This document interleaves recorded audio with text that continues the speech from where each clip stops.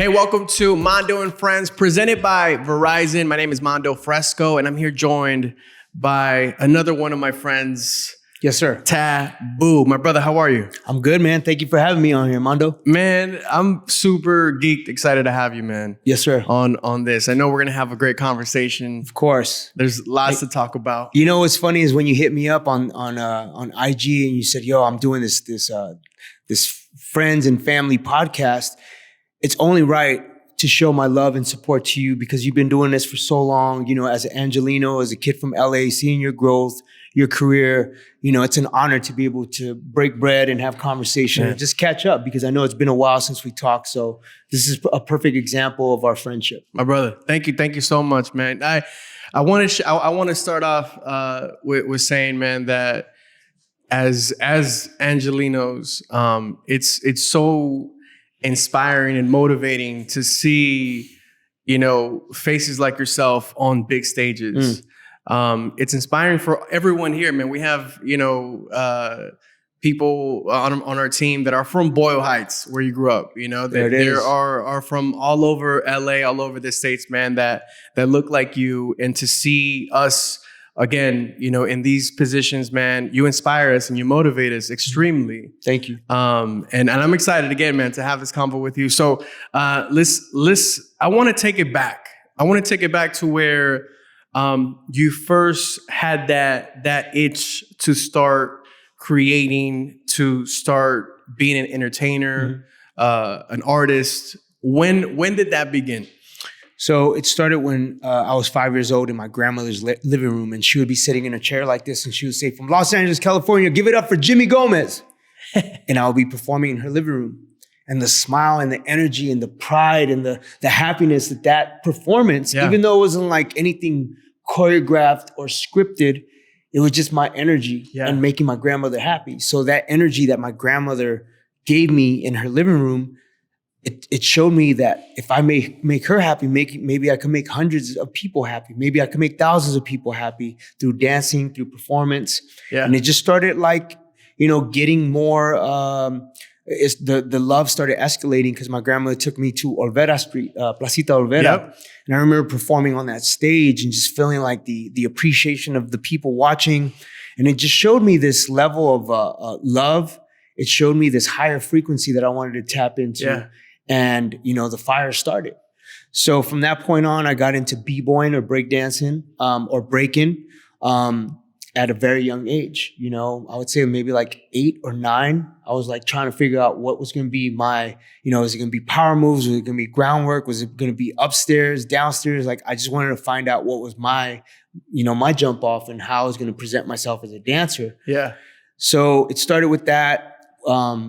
Breaking, and then it went into like practicing 3 hours a day. Wow. Every day, trying to practice to eventually getting to over 10,000 hours to be able to master my own style. And that led me to be able to go to different dances, environments, you know, performances so I could battle other people. Man. And I grew a reputation in Rosemead, San Gabriel Valley as one of the elite dancers. So back then we used to battle at the Montebello Mall. Back in the day. Montebello Mall was, you know, a tilt. We used to battle at In-N-Out Burger in the parking lot. We used to go to West Covina Mall. We used to go to Masonic temples, the Armory, Balistyx, Unity. So it was like all these different spots to be able to battle. Speaking about Balistyx was the first time that I met Will.I.Am in Apple. Wow. We were 17 years old and Will was on stage. He was known as Will1X. And he was part of a dance crew called Tribal Nation. And I was part of a crew called Divine Tribal Brothers. So we had that tribal affiliation. Yeah. You know? And for me, tribal was always connecting to my ancestry. I'm very proud to be Native American on my grandmother's side, and I'm very proud to be Mexicano. Yeah. So the indigena is always running through our blood, you know, indigenous blood. And I've always held that pride and being proud of like where my grandmother comes from. She's from Jerome, Arizona, and my grandfather is from Sonora, Mexico, and just wanting to learn more and how it can be that beacon of light to other indigenous people and other kids that want to reconnect with their roots. Yeah. So I was always known as the guy, like I had this scarf on my head. If you look at some of my older stuff, I always had like these crazy scarves on, but it was like the warrior, the warrior spirit. Not the Aztec warrior from Friday. I'm an Aztec warrior. Not that guy. But it was like that warrior mentality of when I would go into battles. Yeah. Like that's how I would look at it. Like, oh shit, I'm about to rock this, right? And that was the era of hip hop where, you know, it wasn't a lot of dance studios. Yeah. So you had to go and just earn your stripes and get your rep up. You had spots like B-Boy Summit, you had Radiotron, you had Keebalon, and you had freestyle sessions. Big shout out to all the folks that put that on, my boy Crumbs and Remind from Style Elements, and then big shout out to Cross for doing that, for putting it on for us kids from LA so that we can have a place to battle into. That was big. It was. So, you know, all those places that I just mentioned led me to mastering my style. How was that first interaction between you, Will, and Apple? So when I first saw Apple in the circle, I was like, yo, this guy kind of got similar style than me. Because we were like all thrift stored out and like, you know, we had this like, just go in there and battle and like take everybody out. That was the mentality. No matter you step in the circle, you're going down. Like, that was the mentality. And then Will had that mentality. You saw 8 Mile, of course. Yeah. So we had 8 Mile here in Hollywood at the club Balistyx, and Will was always winning all the battles. He battled Jinx from West Covina. He battled a Buckwheat from, you know, the Far Side era. He battled Little E. He battled all these MCs that were coming to Balistyx. Yeah. So because of that battle, Eazy-E discovered Will and Apple, which there were a crew called Ab-Man Clan, and my other boy Mook was part of that crew. And so they got signed to Ruthless Records at 17 years old.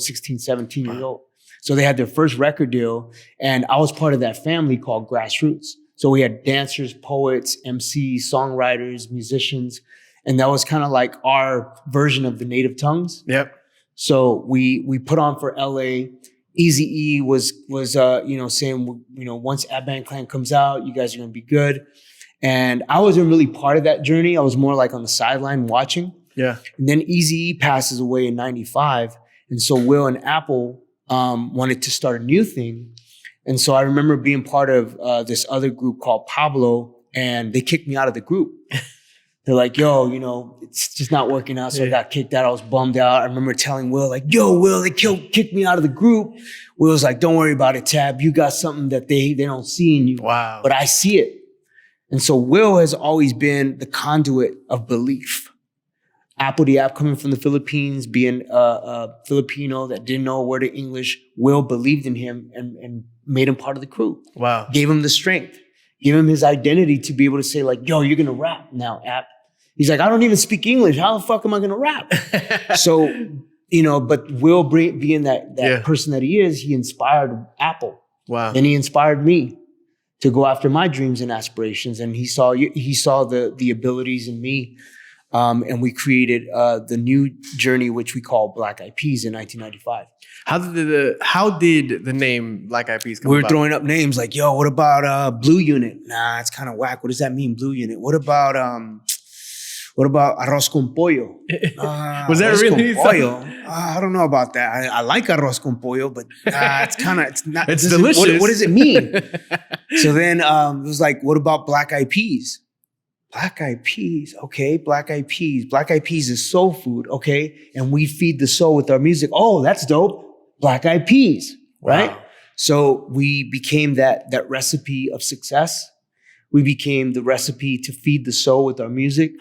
And Black Eyed Peas was the former production company of Ab-Man Clan, but it was Black Eyed Peas. It wasn't I-Y-E-D. So we just added the D in there to make it Black Eyed Peas. Wow. Yeah. What was that first moment for you personally that you felt, wow, like this is really happening? Like we are really moving here. I think when I first heard Que Dices on the radio and DJ Vice was spinning it on Power 106. Can I say that? Yeah, of course. It's fan. So Power 106, there was this crew, big shout out to the Baker Boys who were putting it down in LA for many years. Yep. And, you know, this is when they had their show and DJ Vice was just an up and coming DJ. Yeah. And, you know, salute to Vice as well for playing Que Dices during the Baker Boys show. And I was like, Mom, I'm on the radio, or whoever was around me. I was like, I'm on the radio. That's my song. And I just remember feeling like I made it. Wow. Even though I was still living on my mom's couch, I was still like struggling. My song was on the radio on Power 106. And back then, that was the creme of all radio stations besides KDAY or K-Day. K-Day, yeah. So that was the first moment I felt like, oh, wow, I made it. Wow, man. Shouts to Vice. Vice. Such a good dude, man. Yeah. And a legendary DJ, man, in the game for sure. So you heard yourself on the radio. You said you're still on your mom's couch. On my mom's couch, yeah. What do you think is the biggest misconception of being in the entertainment business? That because if you're on the radio or you have well, this is back then because now you have Instagram and you could have 1 million followers and nobody knows who the fuck you are. But you have 1 million followers. You know, it's like there's no merit to that. And I get it. Instagram, social media, it's like the more followers you have, the more famous you are. Yeah. But we were never about fame. Even to this day, we're about success. Show me the hits. Show me the work ethic. Show me the longevity. Because you could have 1 million followers this year, then the next year you're gone and forgotten. Yeah. So for us, we made sure that we always stay true to us. To me, Will.I.Am and Apple. No matter what configuration it was, how many people we had involved in it, we always stayed true to us. And the Brotherhood kept us shining. You know, if you notice, like throughout our years, we've had different female vocalists. But the main thing that always remains the same is me, Will, and Apple will always be the cargo ship of everything. Yeah. Even to this day in 2020, you know, we had an album we just released called Translation. Fergie wasn't on it. But it was successful. And a lot of people counted us out. That's the reality. They counted us out like, oh, they're done. They're not going to make it. But the songs are great. So if the song is great, then that's the magic. It doesn't matter who's involved or not, you know? So that was a moment in our time where we found out, like, as long as we stick to us and don't allow people to tear you apart with criticisms or critique or rumors or, you know, they'll try to like throw salt at you and kind of shade you because they're expecting it to be a certain way, and you evolve. As you said, you guys are always evolving. Ever changing, ever evolving. Ever changing, reinventing the wheel, and not being complacent with what we did in 2010 or 2009 when we did I Got a Feeling. Like, that was a great time period. But now we have a new mission, we have a new journey, and we're embracing it, and we're very proud to be able to embark on this new journey in 2020 going into 2021. When we say Verizon te da más, we mean it. La red más premiada ahora incluye Disney Plus, Hulu e ESPN Plus. Todos pueden tener lo que quieren sin pagar de más. Y todo desde $35 por línea. The network more people rely on te da más. Cámbiate a Verizon. You know, one of those moments that was life-changing for me, and I don't think I've shared this with you. I was in college. I was about 17, 18 years old. And I was going to school to become a pediatrician. Now, I walk through campus and I hear the speaker outside of the college radio station and it's playing Where Is the Love? Mm-hmm. And I'm like, wait, what's going on over there? Now, keep in mind, I was DJing since I was 14 years old. So music was always like a part of who I was. But I'm like, wait, why is that song playing right now? It was a big song then, and I gave myself a little walk into the radio station because that's what caught my eye. Had another song been playing, I don't think I would have walked in. Yeah. Now I walk in and I give my little tour, self-tour of this radio station, this college radio station. And from that moment, I said, I need to take this class next semester. I took it from there. It was over, man. Like, I had to be part of radio. I had to be part of media. The rest is history, as they say. But it was because of Where Is the Love, man. So that song right there changed my life. Me too. It's my favorite song that I've ever written, that I've ever been part of, because of the effect that it still has to this day. Yeah. To this day, people still asking, where's the love? We did a campaign called Vote Love because of where's the love?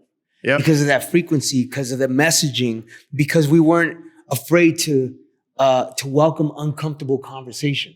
The fact that Will said, we still have terrorists here living in the big USA, the CIA, the Bloods and the Crips and the KKK. Yeah. Let's do it, man. People kill when people dying, children hurt and you hear them crying. Would you practice what you preach? And would you turn the other cheek? Father, Father, Father, help us. Send some guidance from above. Cause people got me questioning. Where is the love? Just ain't the same. All ways have changed. New days are strange. Is the world insane? If love and peace is so strong, why are the pieces of love that don't belong? Nations dropping bombs, chemical gases filling lungs of little ones with ongoing suffering. As the you die young, so ask yourself, is the loving really gone? So I could ask myself, really what is going wrong in this world that we living in? People keep on giving in, making wrong decisions, only visions of them. Not respecting each other, you deny thy brother. A war's going on, but the reason's undercover. Truth is kept secret, swept under the rug. If you never know truth, then you never know love. Where's the love, y'all? I don't know. Where's the truth, y'all? I don't know. Where's the love? Hey. Yo. Yo, that was song, this was just a full circle moment right here, man. Yo, that song changed my life, bro. Man. It took me off my mom. Not only did it take me off my mom's couch, but the impact that it has every time we step on that stage to perform that song, like I always get a tear because I think of the love that we put into creating this journey for ourselves and for our families, right? Yeah. And always asking that question, where's the love within humanity? Always, because that's the thing that put us on the map. It wasn't, let's get it started. It wasn't pump it. It wasn't my humps. It wasn't, I got a feeling. It was, where's the love? Yeah. That's when people are like, oh, shit, that's them underground dudes, joints and jams. That's Black Eyed Peas. And the fact that we had Justin Timberlake singing that hook, you know, a lot of people didn't know that. Yeah. They had no idea that Justin came from NSYNC to sing that hook to then release Justified, his solo record. That's crazy. Yeah, because it wasn't. I remember it was kind of like people who knew Justin knew that was Justin on the track, but it wasn't like Black Eyed Peas featuring Justin Timberlake. Exactly. Like this was a Black Eyed Peas song that Justin decided to hop on because it was such a great song. Yeah, I was actually the one that reached out to Justin Timberlake. We met at this club called Joseph's, and I was like, "Yo, Jay, in Hollywood, I got this song. I got this song that it's kind of like Mercy, Mercy Me. It's kind of like What's Going On by Marvin Gaye. Yeah. It's got like a message. And so this is before email.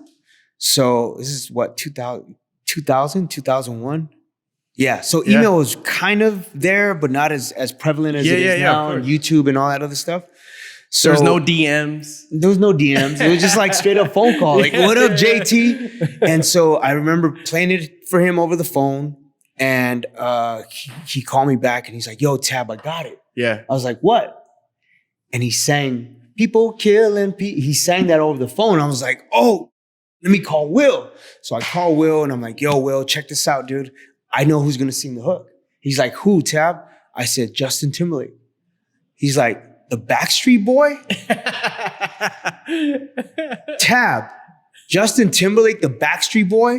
I'm like, no, Will, he's part of NSYNC, not Backstreet. He's like, dude, how are we gonna have a boy band, dude, sing our song? Yeah. I'm like, Will, trust me, bro. It's amazing, bro. Yeah. Trust me.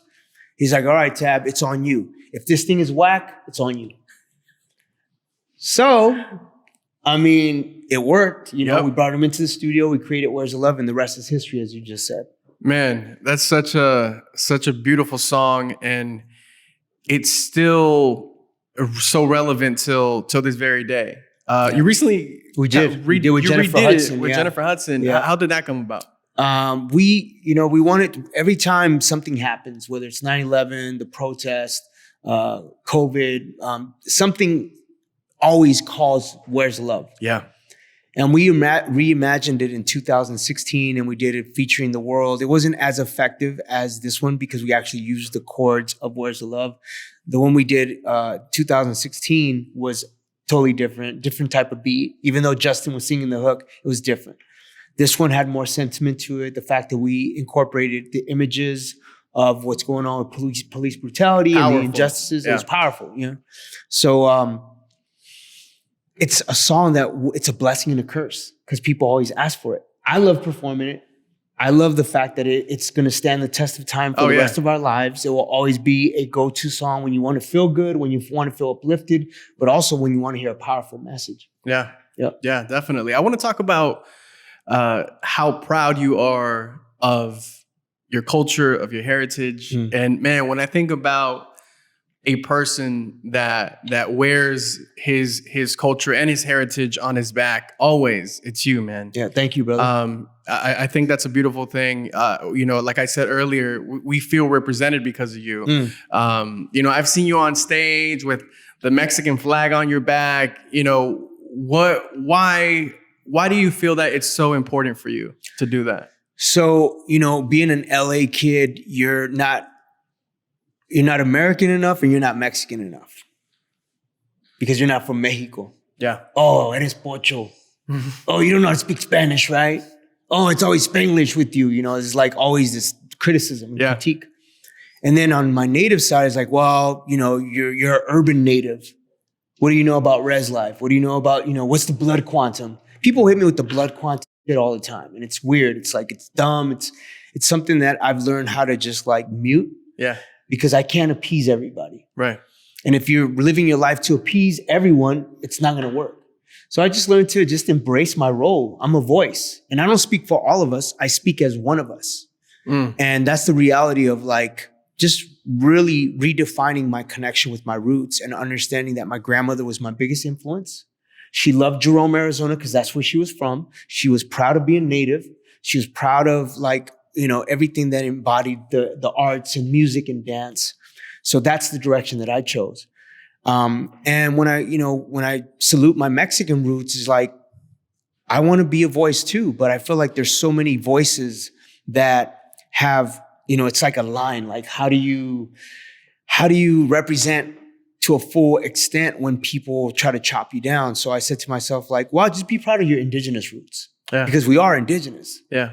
You know, it's like a lot of people forget about the colonialism of Spaniards coming and colonizing, or, you know, the whole thing with 1492 when, you know, Columbus came here. And not to get all deep, but I just like to kick facts. Yeah. And treaties not being honored.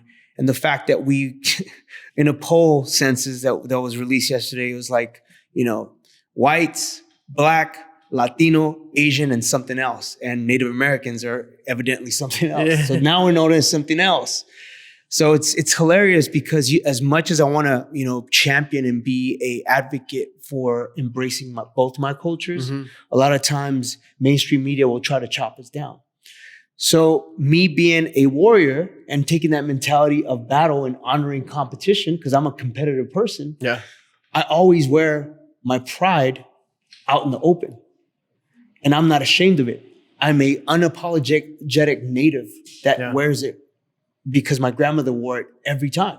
Every time she stepped up, she was proud. She was like, I'm not from LA, I'm from Jerome, Arizona. So her pride and her confidence was the thing that was like, oh, maybe I could be confident in myself too, and learn about both cultures, embrace both cultures, but always educate myself and not be afraid to not know everything about being Mexican and not know everything about being Native, because I don't. That's the reality, ladies and gentlemen. I don't know everything about it, and I don't claim to be the all-knowing Mexican Native guy. Never claimed that. But what I do know is I like to humbly educate myself, because that's what's important to me. If I could take a little bit of information and knowledge and then apply it back to something that I've learned, it's like, hey, I want to absorb that. I'm a sponge. I want to educate my kids too, because they're mixed. They're mixed kids, right? So they're a variety of a mosaic of culture. They're Filipino on their mom's side. I'm Native and Mexican, so there's a mosaic cultural blending of that, you know. And I like to teach them about their backgrounds, and we went to the Philippines and they got to see their great grandmother and their grandmother and see where, you know, their ancestry came from. So I'm all about cultural representation, because representation matters. Representation definitely matters, man. I think it's unfortunate when there are, you know, public figures, you know, talent artists that are of ethnic descent that have a heritage, and they don't embrace it. Like they'd rather be, ethnically ambiguous, right? It's like, are they Latinx? Are they this? But you never know because, and then sometimes, it'll come to light when it benefits, the person. I think at that point it's unfortunate. Can I tell you, just to interject on what you just said, because that was important. The benefit, right? For me, it was the opposite. When I was battling cancer in 2014, that was my aha moment, my moment of clarity. Because during my chemo treatment that I was offsetting with trying to do holistic, I was doing like, what do you call it? Acupuncture. My sister got me Reiki healing. So I was trying to do holistic as well. Man, I battled really hard to beat it, right? So I did 12 weeks, 5 days a week, 6 hours a day. And during that time period, I was having like these weird visions. Maybe it was the morphine, maybe it was the steroid, maybe it was the chemotherapy. And it was my grandmother saying, keep your hands in the soil. Don't forget where you come from. Keep your hands in the soil. Mother Earth, right? That was the idea that I kept playing in my head. So when I beat cancer, I went to Standing Rock. And I don't know if you guys know about Standing Rock, but Standing Rock was a pivotal moment for all these indigenous and non-indigenous relatives to come and be of service and stand in solidarity with the Standing Rock Sioux tribe, to kind of go against this horrible imperialistic big oil company called DAPL, right? So it was the Dakota Access Pipeline. And when I went to Standing Rock, it all made sense to me because I reconnected with my roots. Man. And I was like, this is where I need to be. This is exactly the person that I was chosen to be. That's the reason why I beat cancer. Yeah. Creator gave me another chance to live, not as a Black IP, not as an entertainer, just as Jimmy Gomez, an advocate for culture and a representative and a proud representative trying to leave a legacy and not just a catalog of music. Because that's what's important to me. How long ago was this? In 2000, I went to Standing Rock 2016, around this time period. Wow. Yeah. Wow. Yeah. Did a lot of people know your fight? And not a lot of people knew my fight because I kept it kind of like, I wanted to heal first. Wow. I wasn't going to be like, I just didn't feel, I didn't feel that I wanted to share that personal journey with people at that time. Yeah. Because dude, I was really up, bro. Like I lost my hair, lost my eyebrows. I'm skinny, but I was skinnier then, and I was pale and yellow, and I just wasn't in a very festive mood to be able to talk to people. And I just remember my wife and my kids being, like cheering me on and giving me the strength. Yeah. My mom, my sister, my family, my friends. But the reality is I needed things to kind of take me away from my pain and the mental aspect of it. So I went to Standing Rock to find healing because it led me there. So going to Standing Rock was part of my healing process. And even to this day, it's still like I always credit Standing Rock as my eye-opening experience. When we say Verizon te da más, we mean it. La red más premiada ahora incluye Disney Plus, Hulu e ESPN Plus. Todos pueden tener lo que quieren sin pagar de más. Y todo desde $35 por línea. The network more people rely on te da más. Cámbiate a Verizon. Speaking of mental health, you and I had a conversation of how important that is.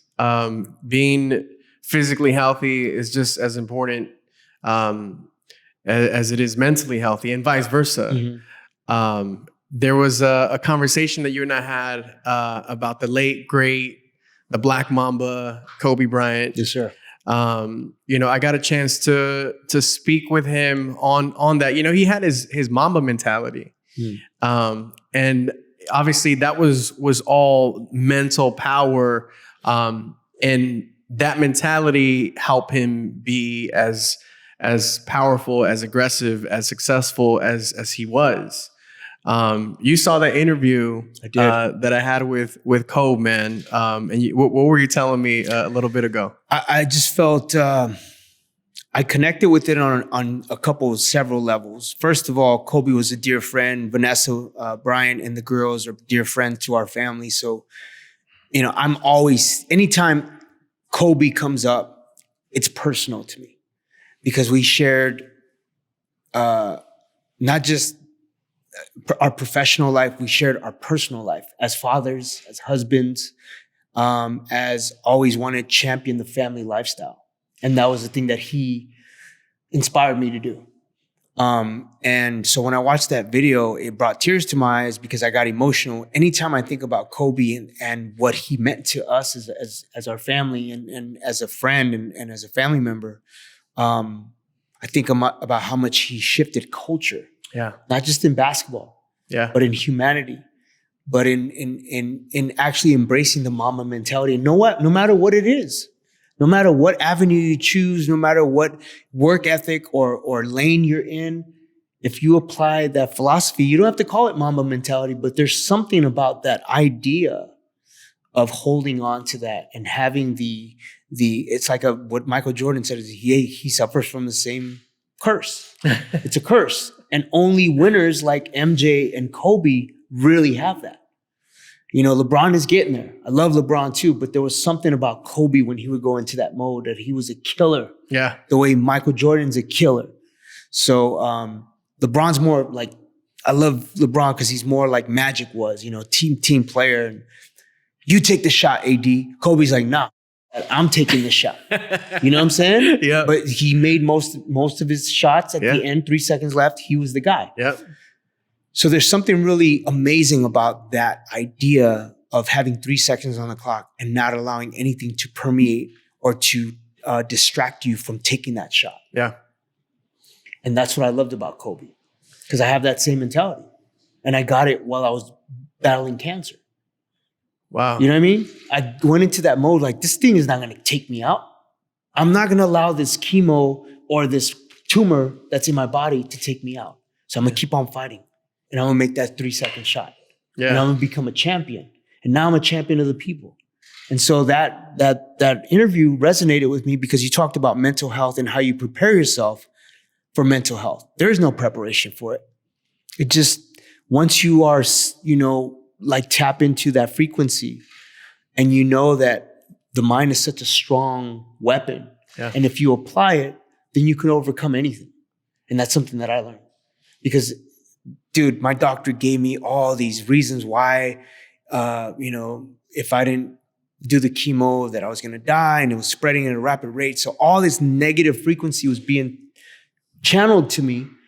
And I went on to that Mamba mode and I said, fuck all this negative frequency. Why don't I just embrace the positive outlook and know that I'm a champion and I'm going to beat this? Yeah. With Kobe, I grew up in Los Angeles. Since elementary school for me to a full-grown adult, I grew up watching Kobe Bryant on the court. However, for me, it was Kobe the person that inspired me. It was Kobe the person that motivated me. Of course, his greatness on the court, he's the GOAT in my opinion. But he's also the GOAT as a person, man. Everything like you talked about, family is very important for me. The way he carried himself with professionalism, on and off the court, just well-spoken he was, how motivating. I mean, this man was brilliant. Dude, the fact that he learned how to speak Spanish fluently from watching telenovelas and Sábado Gigante and being with his suegra and like that for me is inspirational. Yeah. Kid from, Philly, moved to Italia, learned Italian, came back, and then he just embraced culture and always had love for Latinos. Yeah. Always supported, gave back. And the reality is that he had mistakes and flaws like all of us do, but the way that he would bounce back taught me that there's a bigger bounce back to overcoming those obstacles. Yeah. The bigger story is how you bounce back from it. And that's what I loved and appreciated about Kobe Bryant is his bounce back and how he would tell you how it is and he wouldn't hold back like, oh, why are you not smiling? Job finished? Job's not finished. So why should I be smiling? That was the perfect example of like, I don't take no shit. Like, I'm not trying to appease you, media. Yeah. The job's not finished. Why should I be smiling and acting like it's all good? Like that reality, that honesty, and the way that he delivered that was impeccable. Yeah, no, man. I love Kobe. And of course, man, rest in peace to Kobe and Gigi, Yes, and the family that was lost on the accident. Speaking of Latinos, Kobe, his wife being Mexicana, you guys recently collaborated with a lot of Latinos on your latest project, which, by the way, I think it's amazing. It's beautiful. And I can only imagine like the challenge that you guys had putting this album together, because it was COVID during a pandemic. Yeah. So how did that work out? So first of all, Black Eyed Peas, we're inspired by the Latino communities. I mean, me being half Mexican, or being Mexican, and Will.I.Am being brought up in a Mexican neighborhood at Estrada Courts. He was born and raised in Estrada Courts in East LA. So we've always had Latino culture as part of our narrative. Listening to Vicente Fernandez, to Los Tigres del Norte, to Juan Gabriel, to even watching like Burbujas and Sábado Gigante like Kobe did, and watching, shows like Lucha Libre, and really wanting to immerse ourselves and understand Mexico, not Pocholandia, not Chicanos, not Cholos, because we have that all day. So we know that. Yeah. But really understanding the beauty of Mexico and what the ancestry from Mexico was. And really wanting to implement that idea of modern day storytelling.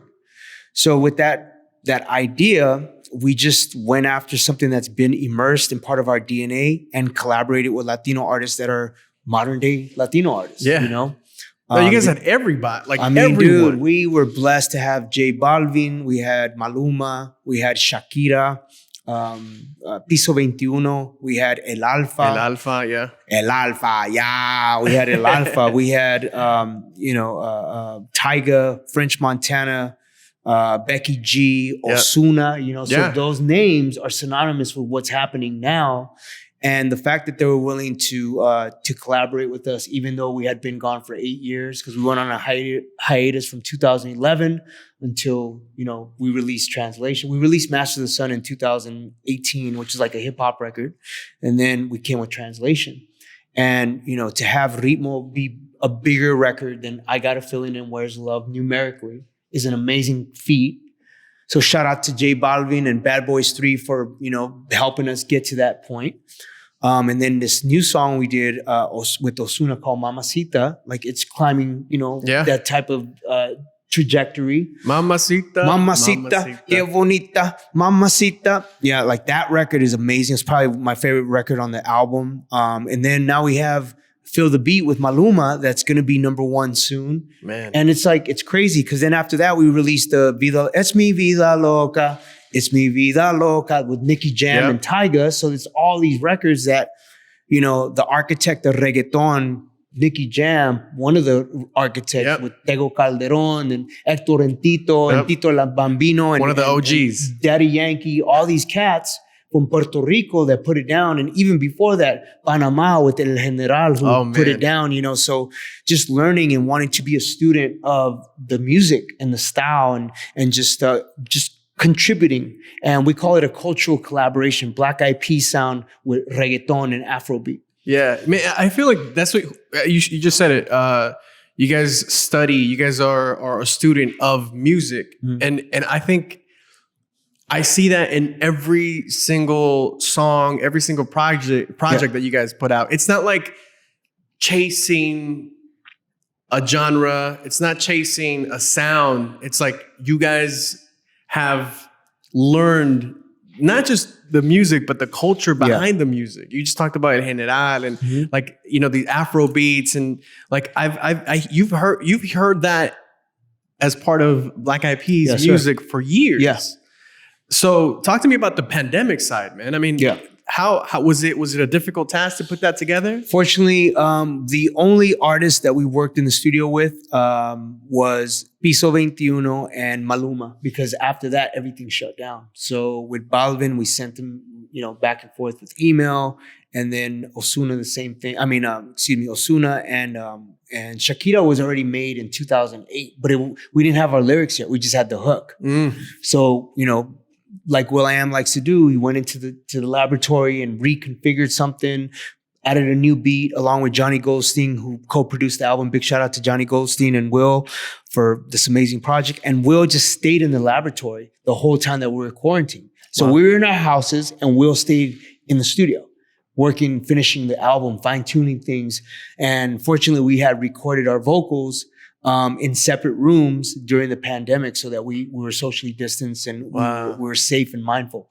How did that work out, Tab? Like, are you guys having Zoom meetings? Are you guys on calls, on FaceTime? Like, man, we should have invested in Zoom, ladies and gentlemen, because Zoom is killing it, bro. Think of how many meetings and calls Zoom has been part of this whole journey since the pandemic. So yes, we have done Zoom. We've done, we had this thing called House Party one time. Remember you've seen that before? We did that with Osuna and some of the other meeting chat rooms or whatever. But Zoom is definitely the constant one and frequent one we use. This last couple, 4 weeks, we were in the UK recording the new Black Eyed Peas record. So it's just me, Will, and Apple, security guard, and chefs, and that was it. Wow. Yeah. What's your role? I'm assuming, now this is, again, I don't know how it is, but I'm assuming you guys have your roles. Like Will has his role, Apple has his role, and you have your role in the creating process. Or does it all like, mix and match in every session? Like how does that work out for you guys? So Will goes into beat mode first. Beats. Oh, we got to, and then he'll go into melody mode. And then we go into writing mode, all three of us together. So at first it's like, oh yeah,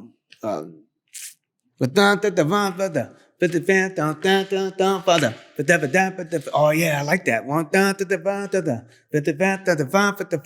Oh, okay. What's wrong with the world, mama? Yeah, what's wrong with the world, mama? Wow. People living like they ain't got no mamas. What's wrong with the world, mama? People living like they ain't got no mamas. That's dope. Let's say that, right? Yeah. So that's how the line comes. Wow.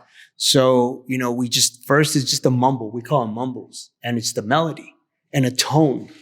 And then we'll start, I don't like that word. Why are you saying, what's wrong with the world, Papa? Papa? Nah, Mama. Mama's better. Why? Why is Mama? Because, Mother Earth, Mom. Oh, yeah, you're right. That's dope. So it's like that type of exchange of like trying to outdo the lines. And if you can't outdo it, then we just stay with that. Yeah. But that's the love and respect that me, Will, and Apple have for each other as creatives. Yeah, it's like nobody has reins to feel ousted. Is that the word? Ousted? Yeah. Ousted?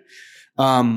No, I don't think that's the word. Ousted? Ousted. Yeah. Is that the word? Yeah. Nobody feels ousted. Nobody feels like like it's personal. Mm-hmm. It's creative, and we try to do this as a trio, and that's always been our thing. That's the key to our success. Is we always work as a trio. Yeah, on the when you guys, I'm assuming you guys collaborate on writing your own verses, because as you listen to Black Eyed Peas tracks, it sounds like if you guys just switch verses, it would still be dope. Yeah. Like you know what I'm saying? Like. Yeah. It all, like Will's verse can be rapped by you. Your verse can be rapped by Will's, and it's just like the same vibe. We just became students of our own craft and our own frequencies. We know each other so well that we just are like one. We're Voltron, dude. Yeah. We are different lions, but when we come together, it's like what Raekwon said. Wu-Tang is like Voltron, like that. We have that same thing. It's like, yes, we are different nationalities and we have different backgrounds, but when we get on that stage or when we get in that studio, we're one. And that's the beauty, is like we know our strengths and our weaknesses. Yeah. I want to talk about the brotherhood that you guys have because, you know, just working for so long together, man. I'm sure there's been,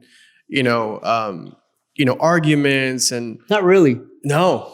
Nah, I can count how many times we've been in a semi argument. Wow, I'm a good communicator.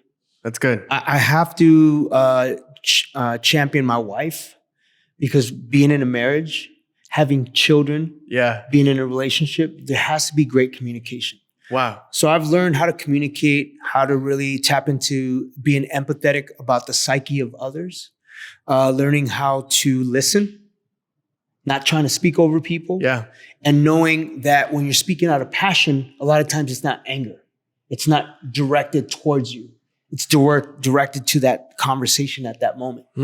So I learned how to peel away the layers of, getting defensive or getting offended. Yeah. Yeah. I just I could communicate, and you could be on level 10 and I could just be like, okay, cool. All right, let's find where that source of energy is coming from. Because you're at a level 20. Yeah. And we have to find a medium ground in order for us to really resolve and find a solution to what we need to move on. This is a lot about, again, like the brotherhood and family that you guys are, because in order to be as successful as you guys have been as a team, as a group, you have to, connect and have that communication. I mean, it's like, going back to Kobe and Shaq were great together, but I'm sure they had their differences and that didn't last as long. Had they lasted longer together, more championships, I'm sure. Of course. So the secret to that is communication. Of course, man, because you can have moments where you have bad games and you're feeling like you want to point fingers at each other, but at the end of the game, when you're in that locker room and you're able to say like, dude, my bad. Yeah. I missed that shot, or dude, I should have ran faster to get that ball when you passed it to me. But, hey, maybe next time, just you trust me, dude. If you pass me the ball, I got your back. And if I can't take that shot, I'll pass it right back to you.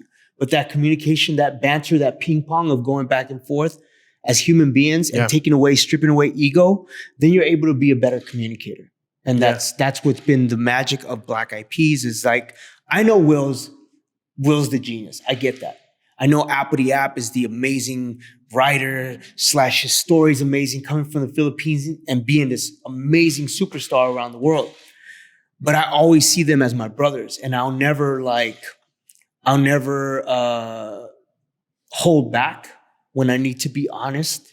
And sometimes honesty is uncomfortable to talk about. Yeah. And conversations are, if you're honest, sometimes you don't know how to handle that. Yeah. Your honesty sometimes makes people uncomfortable, but I like that. I welcome that. Yeah. I don't have anything to hide. I actually rather, before you tell me what's wrong with me, let me tell you what's wrong with me so that we get everything out on the open, because I'm an open book and I've always been like that. I enjoy talking about my cancer advocacy. I enjoy talking about my journey because my testimony can help others. Yeah. And if I could help one person and motivate one person, then I'm doing my job. And that inspires me. That's success to me. And the road to success is always under construction. We're the architects and the builders of that path. When we say Verizon te da más, we mean it. La red más premiada ahora incluye Disney Plus, Hulu e ESPN Plus. Todos pueden tener lo que quieren sin pagar de más. Y todo desde $35 por línea. The network more people rely on te da más. Cámbiate a Verizon. You have been the architect to a new project. Yes. With Marvel. Bro. And we've been talking about representation. We've been talking about, having our faces on the big screen with brands like Marvel that are massive, man. Talk to me about this. Well, first of all, dude, let me just give you a short story on how I connected with Marvel.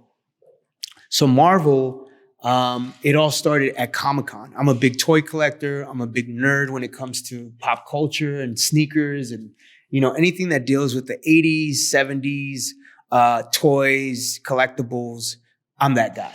Yeah. So toy collecting led me to Comic-Con, which led me to meet all these amazing people from, Hasbro, Mattel, and Marvel. So there was this cosplayer named Jason Bergman who introduced me to one of the Marvel editors named Daniel Fink, who introduced me to a guy named Jason Latore. Jason Latore was kind of like my Yoda at Marvel. Always like, yo, dude, your time will come. We got to find the right thing for you. So I'd always champion this guy named Red Wolf, which is the Native American hero from Marvel. Yeah. And I would always say, yeah, I want to do something with Red Wolf. So I remember in 2015, Will.I.Am showed me this project that he had been working on with my boy, B. Earl, who actually wrote that with me.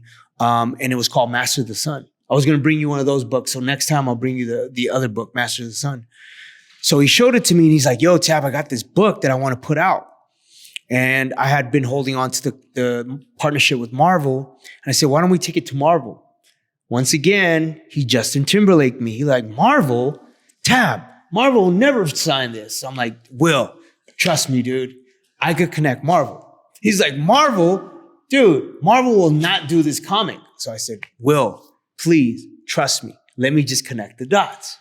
So I hooked an email up with Marvel and Sarah Raymaker, who's part of our team. Next thing you know, we had a deal with Marvel from Masters of the Sun, which is a Black Eyed Peas property. But Will.I.Am was actually the person that funded it, right? So we did this run at Comic-Con, New York, LA, San Diego. And I met B. Earl, who's the writer. Yeah. Co-writer, because we built a partnership. And I told him, yo, I want to do Native American storytelling and Mexican storytelling I want to create heroes. Yeah. So here I am, this kid in a candy store, always just freestyling all these ideas. And he's like, oh, that's dope. So we started having ping pong sessions. And we had an opportunity to do this thing called Marvel 1000, which was our first installment. And the way that happened is I went to New York to do this show for this amazing guy from Marvel named Joey Quesada. And I kept telling Joey Q, I'm like, Joey, I want to do something with Red Wolf. So he's like, man, it's going to happen. If you believe in it, it's going to happen. So the same guy, Jason Latore, took me to the Marvel showroom. And I met CB and Tom, who are the top dogs at Marvel. And I said, yo, how does Charlemagne the God get to write a comic? Because I'm a big Charlemagne the God fan too. And so he's like, yo, he did a one-off. I said, well, how do I get to do a one-off? Yeah. He's like, oh, well, we have this thing called Marvel 1000. Pick a muse. I said, I want to do a Native American hero. I want to do Red Wolf. So I called Benny. We did Red Wolf.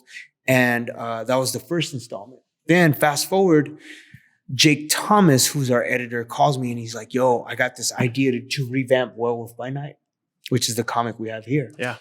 And it was from the 70s. And the character, Jack Russell, which is the original werewolf, Jack Russoff, we wanted to revamp it and give it a native twist. And so they gave us a clean slate to do what we wanted to do. And so I started implementing more of my personal story. So Jake Gomez is really me, Jimmy Gomez, Yeah. right? And It looks like you too, the right? character. He when I used to have long hair. Yeah. So he is half native, half Mexican, and he connects with in the book. You'll see him with his grandmother. The grandma's sitting in the chair in Arizona. So there's that parallel world of kind of giving a little bit of my backstory too. And then JJ, who's a character with Red Wolf, who we put in the book too. Yeah. That's my daughter, Jet Juliana. Short. Wow. JJ is the initials. So we implemented a lot of backstory that had personal touch to it.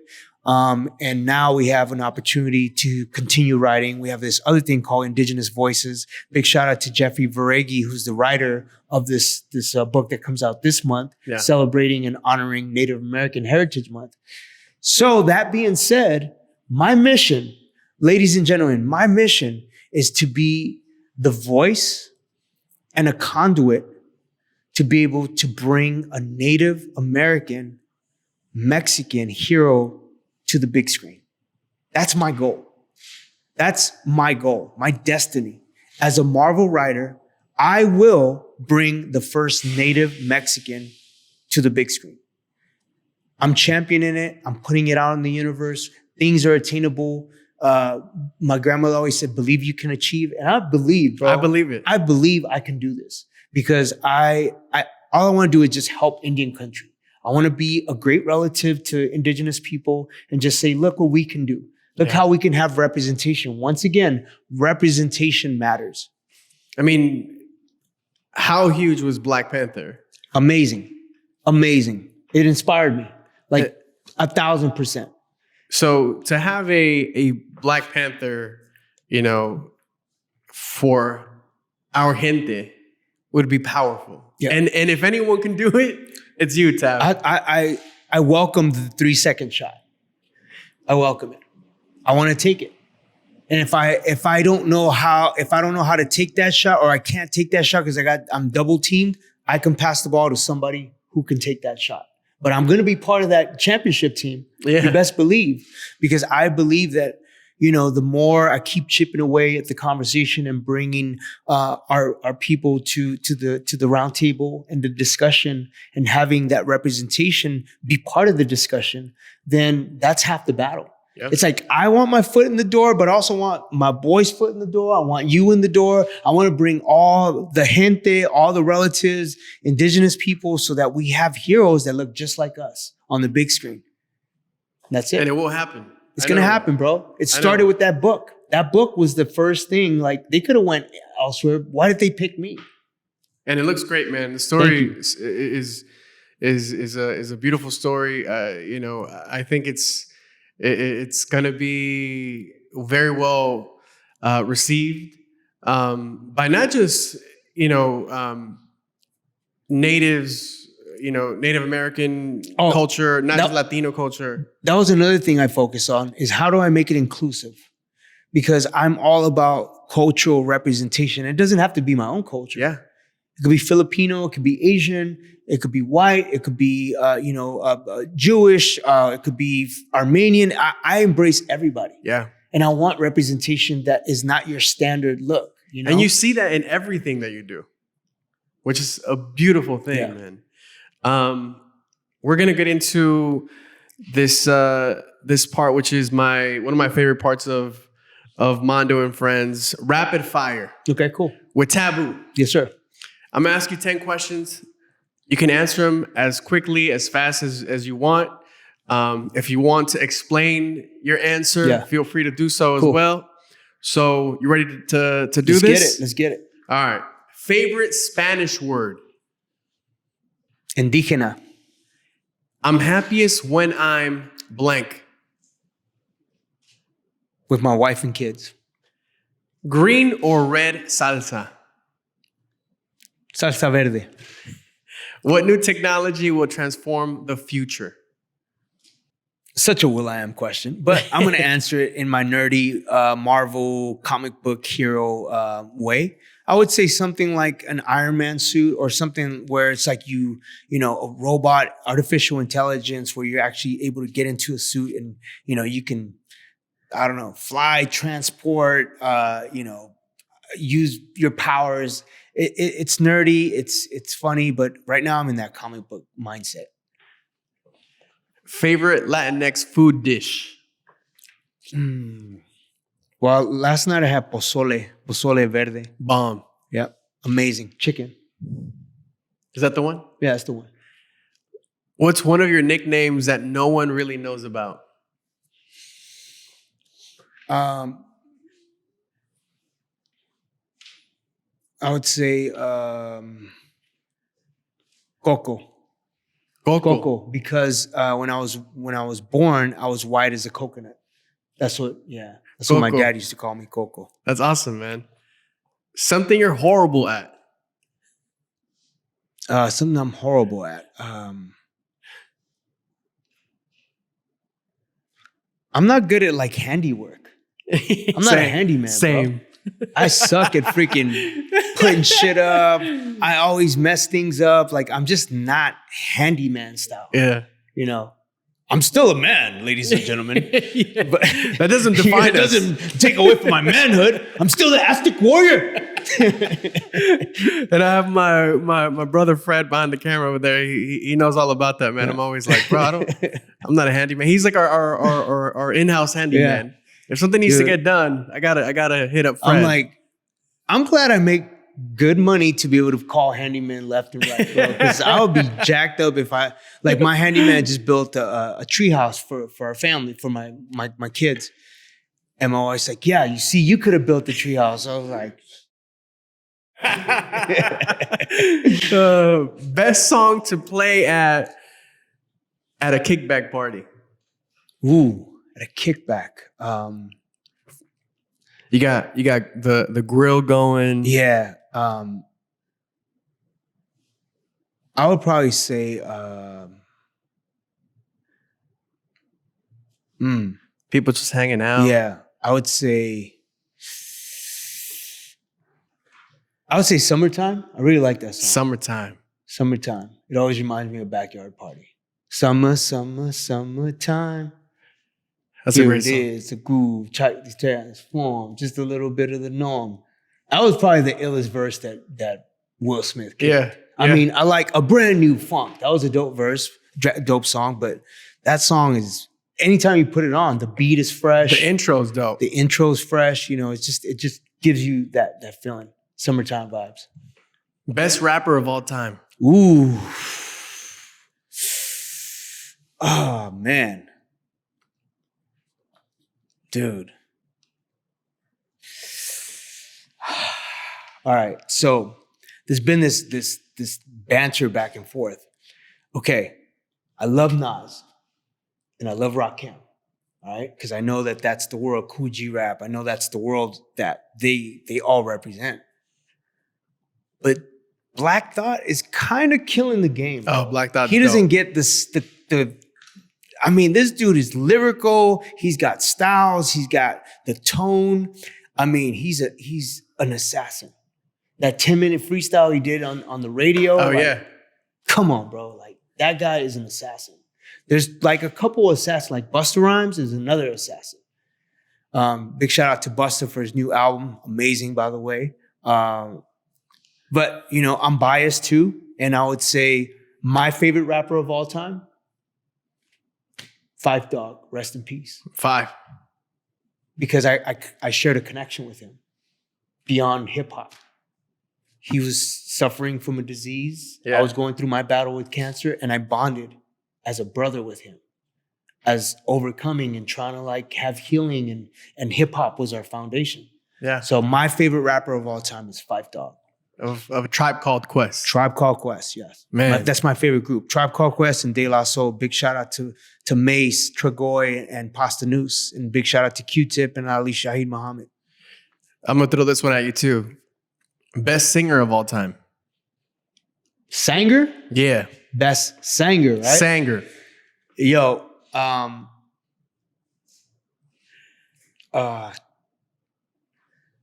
right. My favorite singer of all time is Sade. I'm not gonna lie. I was wearing a Sade t-shirt yesterday. Sade is She's impeccable, bro. Yep. She doesn't have like crazy range. She's not like Aretha Franklin, amazing. She'll belt it out like gospel. But there's something about Sade's voice that I'm just like, wow. It's how she makes you feel. Yeah. And then male singer. Can I do female and male? Yeah. My all-time favorite is Prince. Prince. Yeah. That's a good two to pick. Yeah. Last one. Favorite moment on stage ever. Wow. Favorite moment on stage was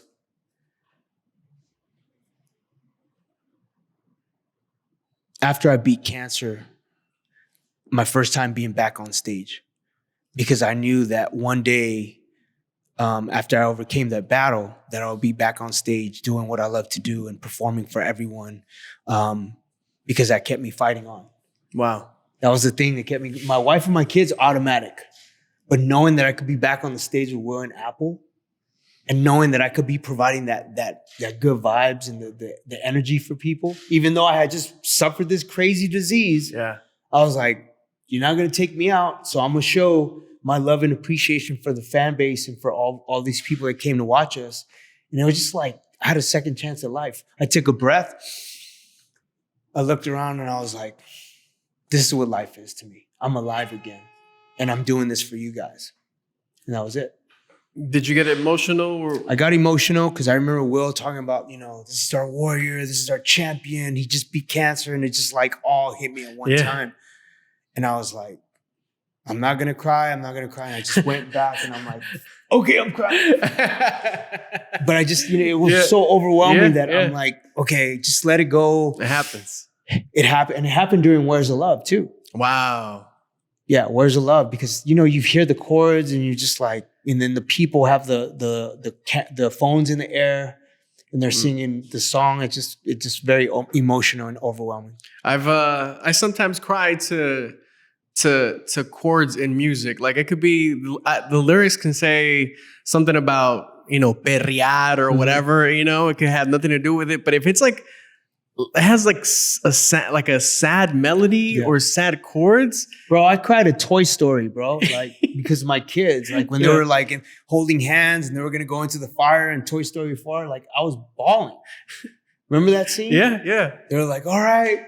Woody and Buzz and everybody's holding hands. They're like, all right, this is it. I'm like, oh shit, the toys are gonna die. It's just that thing that my kids give me that sentimental like vibe. And my kids are looking at me like, Dad, it's a cartoon. It's not that serious. Get it together, Dad. Get it together, Dad. Like, why are you crying? I'm like, dude, you don't understand.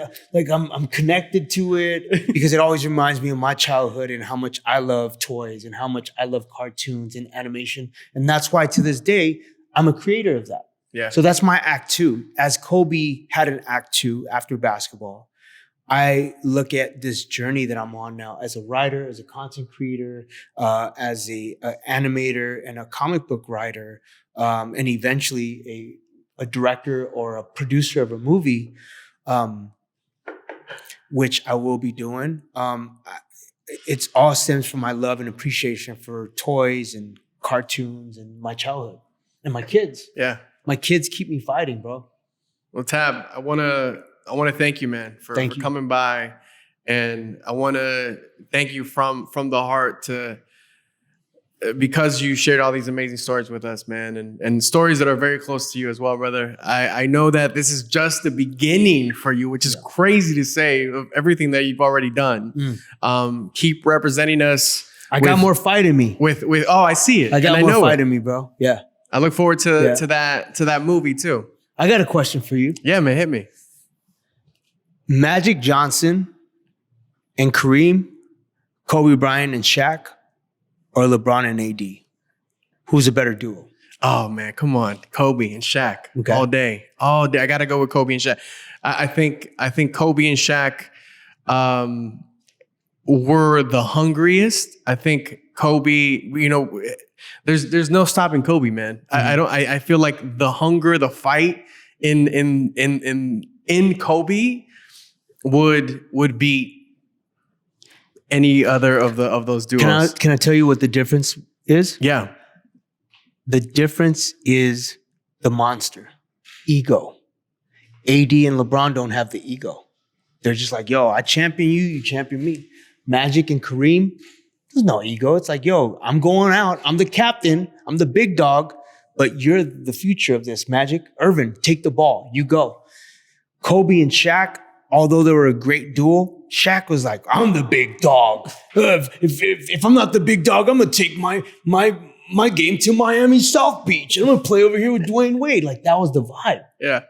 And that's what was the detrimental. And that's what we talked about. Yeah. Ego, communication. And if Kobe and Shaq could have worked out their differences, bro, we could have had crazy dynasty. Yeah. Hell yeah. Yeah. Hell yeah. Tab, again, brother, thank you, man. I appreciate so much. Adapt through the plexiglass here. Taboo, I go by Mando Fresco. And thank you so much for watching Mando and Friends, presented by Verizon. Yo, follow me on Instagram at Taboo, TABOO, at Tab B.E.P on Twitter. And, look out for the new comic, Werewolf by Night, right here at Marvel. The new one drops on the 21st or 22nd, which is going to be part 2. And this is just the first installment to an amazing journey to my act 2. Peace.